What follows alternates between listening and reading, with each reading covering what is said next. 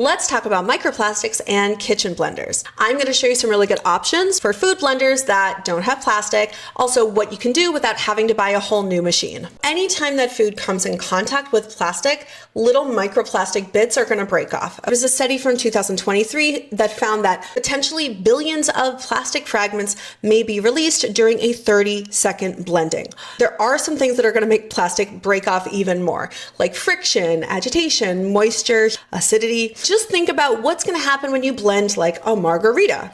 I also want to remind you that like all plastic is toxic. There is not one kind of plastic that is safe, and that's because all plastic is made up of thousands of different chemicals. All plastic also leaches microplastics. Now, the kind of plastic that's used in kitchen blenders is usually either Triton plastic or ABS, which is the same as Legos, okay? Now, ABS plastic, we know that has 296 chemicals in it that are hazardous to human health.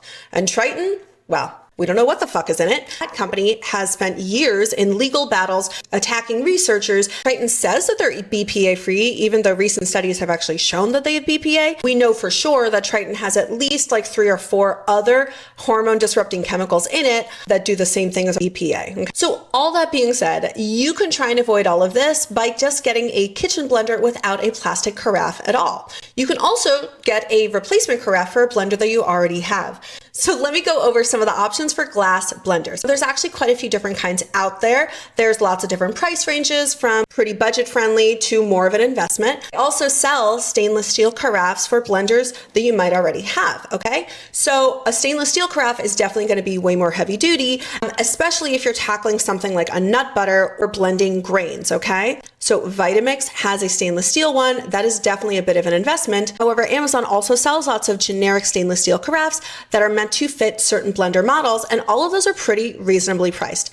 At the end of the day though, I just want to say, depending on your usage of your blender, it's definitely not going to be the biggest source of microplastics in your kitchen.